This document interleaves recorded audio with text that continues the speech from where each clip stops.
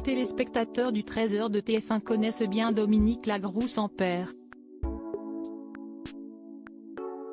Fidèle acolyte de Jean-Pierre Pernaut pendant près de 20 ans, la journaliste de bientôt 49 ans a toujours brillé par son éternel sourire. Pourtant, le Jolie Brune a vécu un drame en 2019, lorsque son mari Claude Sampère est décédé des suites de son cancer des poumons, à l'âge de 55 ans. Mère avant tout, elle a décidé de se battre et de ne pas sombrer, pour ses deux enfants, Mathilda, 18 ans, et Esteban, 15 ans. Interrogée par nos confrères du magazine Ici Paris, celle qui vient de sortir son tout premier roman est revenue sur le deuil difficile qu'elle a traversé. Mais depuis peu, elle a retrouvé l'amour dans les bras d'un autre homme dont elle préfère taire l'identité.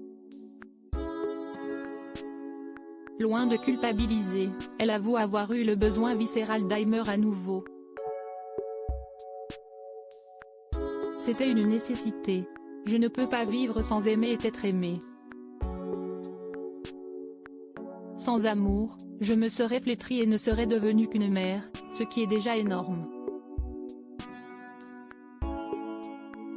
Mais je pense que mes enfants ne me voulaient pas uniquement dans ce rôle, a-t-elle expliqué avec douceur. Ils ont su avant moi. En effet, si Dominique Lagroux sans père a finalement décidé de lâcher prise et de se laisser une autre chance de tomber amoureuse, si est-il aussi grâce à ses enfants. Peinés de voir leur maman ainsi malheureuse, ils lui ont eux-mêmes suggéré de retrouver l'amour.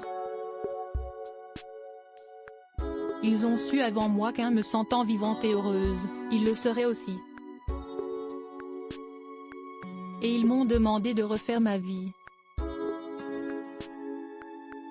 A-t-elle confié non sans émotion.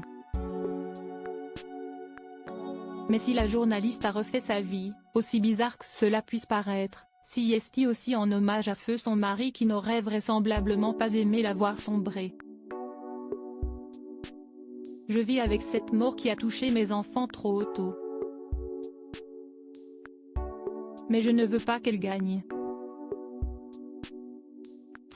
Claude aurait tellement aimé la vivre, cette putain de vie, que la moindre des choses si est de la traverser avec le sourire, a-t-elle ajouté avant de tout de même préciser, ce qui n'empêche pas les coups durs, les pleurs et les moments où l'on n'a pas envie de sortir de son lit. Une belle leçon de résilience.